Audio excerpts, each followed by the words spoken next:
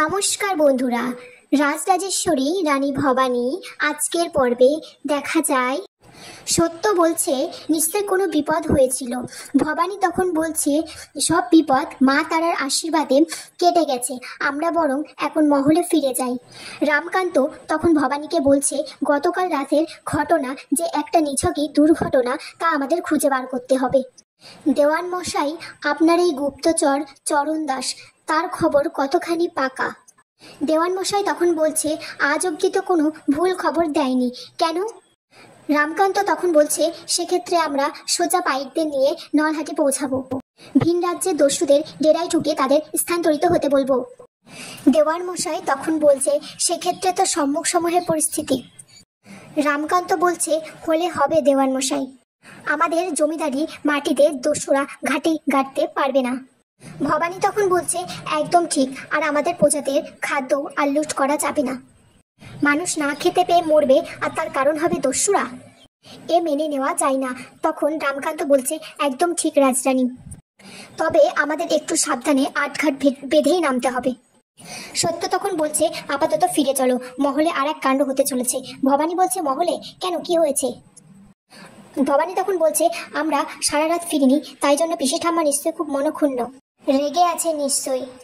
দেওয়ান মশাই তখন বলছে ব্যাপারখানা সে পর্যায়ে আটকে নেই রাজরানী। নাটোর থেকে রঘু রাজা নিজে আসছেন মল্লপুরে, একটা বিশেষ ঘোষণা করবেন। এদিকে দেখা যায় মহলে সবাই বলাবলি করছে, আর দেবীপ্রসাদও বলছে রাতের অন্ধকারে কেউ তারাপীঠের মহাশ্মশানে যায়। তখন ফুল্লরা দাসী বলছে ও ঠাম্মা ঠাম্মা, সে তো শুনেছি এক মহাশ্মশান গো। দেবীপ্রসাদ বলছে তাই তো বলছি, কত রকম বিপদ ওত পেতে আছে সেখানে। সেখানে রামকান্তের মা আসে আর বলে এমন কথা কেন বলছে সবাই? আমরা নাটোর থেকে এখানে এলাম একটা সুখবর জানবো বলে, কিন্তু এখানে এসে দেখি আমার কান্ত আর নতুন বউ নেই, কোথায় গেল তারা? তখন ইন্দু বউ বলছে আমার বোন সব বিপদ আপদ সামলে নিব, আপনি চিন্তা করবেন না মা। দেবীপ্রসাদ আর চন্দ্রশেখর সমানে চিন্তিত কথাবার্তা বলে রামকান্তের মাকে চিন্তিত করে তুলছে। তখন পিসি ঠাম্মা বলছে সেই তো ওরা একটু হাওয়া করো, এই নাও আমার পাখা খান নাও ইন্দু বউ। তখন দেবীপ্রসাদের মা বলছে আমাদের কান্ত নিশ্চয়ই জোর করে নিয়ে গেছে ওই হাগরের মেয়ে। পিসি ঠাম্মা তখন বলছে ও মা গো মা, রাম রাম রাম রাম, ওই শ্মশানে আবার ভূতে ধরে টানছে না তো? তখন ইন্দু বউ বলছে পিসি ঠাম্মা কি বলছেন আপনি, আপনার কি মায়া দয়া বলে কিচ্ছু নেই? তারপর হঠাৎ করেই রামকান্তের মা অজ্ঞান হয়ে যায় আর ভবানী আর রামকান্ত সেখানে পৌঁছায়। এটা দেখে তো দেবীপ্রসাদ আর চন্দ্রশেখর একটু অবাক হয়ে যায় যে তাদের পাতা ফাঁদ থেকে ভবানী আর রামকান্ত সুস্থভাবে বাড়ি ফিরে এসেছে। দেবীপ্রসাদ তখন চন্দ্রশেখরকে বলছে এ কি দেখছি ভাইয়া, সেই ফাঁদে পড়ে তো ওদের মরে যাওয়ার কথা, এরা ফিরে আসলো কি করে? পিসি ঠাম্মা তখন দেবীপ্রসাদের মাকে বলছে বউয়ের আবার মৃগী রোগ চালা দিয়েছে, ওকে যখন তখন অজ্ঞান হয়ে যায়, যাও ওরে ঘরে লইয়া যাও। তারপর রামকান্তের মা ভবানীকে বলছে সত্যি করে বলো তো মা, তোমাদের কোনো বিপদ আপদ হয়নি তো? তখন ভবানী বলছে না মা, দেখুন আমরা সুস্থভাবেই বাড়ি ফিরে এসেছি। ইন্দুবাবু তখন বলছে আমার ঠাকুরপোর কোনো বিপদ আপদ হওয়া চলবে না, রঘুরাজা আসছেন, একটা বড় ঘোষণা করবে। তখন রামকান্তের মা বলছে নতুন বউ তুমি আমারে কথা দাও যে আমার কান্তর কোনো বিপদ আপদ হবে না তো? তখন ভবানী বলছে না মা, আমার প্রাণ থাকতে যুবরাজের কোনো বিপদ আমি হতে দেব না। কান্তর মা তখন বলছে দেওয়ান মশাই একদম ঠিক রাজরাজেশ্বরী পছন্দ করে নিয়ে এসেছেন। তখন ইন্দুবউ বলছে এই মায়ার রে সকলে বুঝলে হয়, সকলের তো কদর করা উচিত। তারপর সেখানে সত্য আর রামকান্ত উপস্থিত হয়, আর সত্য তখন রামকান্তকে বলে হ্যাঁ, কদর যার করা সে ঠিকই করছে। কি দাদা, এমন বউ থাকলে আর কিসের চিন্তা বলো? তখন রামকান্ত সত্যকে জিজ্ঞেস করছে আচ্ছা বলতো রঘুরাজা কি ঘোষণা করবে? তখন সত্য বলছে আমাদের তো বলা নিষেধ রয়েছে, আর তাছাড়া কেউ জানেই না। সত্য তখন বলছে তবে যদি আমার কথা মানো, মনে হয় তোমার রাজা হওয়ার ঘোষণা করবে।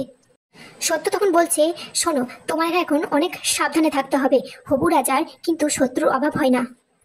রামকান্ত তখন মনে মনে ভাবছে তবে কি সেই শত্রুই কাল রাতে সেই ফাঁদটা পেতেছিল?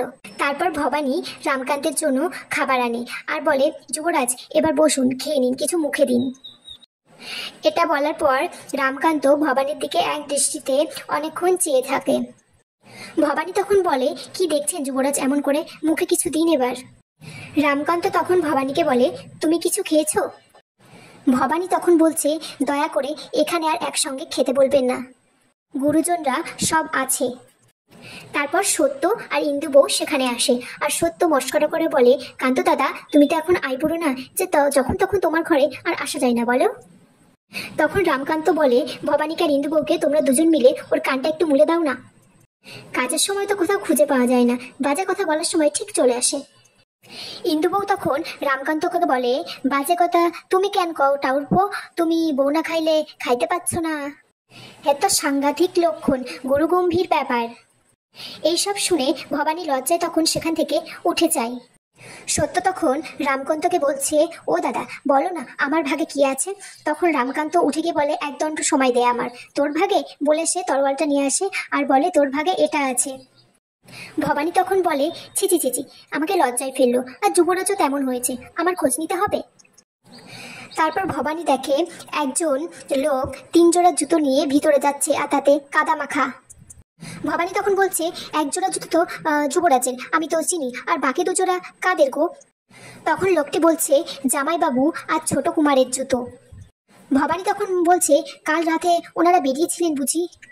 ভবানী তখন সন্দেহ করে যে যুবরাজ আর আমি তো কাল বেরিয়েছিলাম, তার জুতোতে কাদা ছিল ঠিক আছে, কিন্তু বাকিদের জুতোতে কাদা আসলো কি। তখন সে মনে মনে বলে, এটা নিশ্চয়ই কারোর ঘটানো কীর্তি, আমাকে সব খুঁজে বার করতেই হবে সত্যিটা। এই বলে আজকের পর্ব এখানেই শেষ হয়ে যায় বন্ধুরা।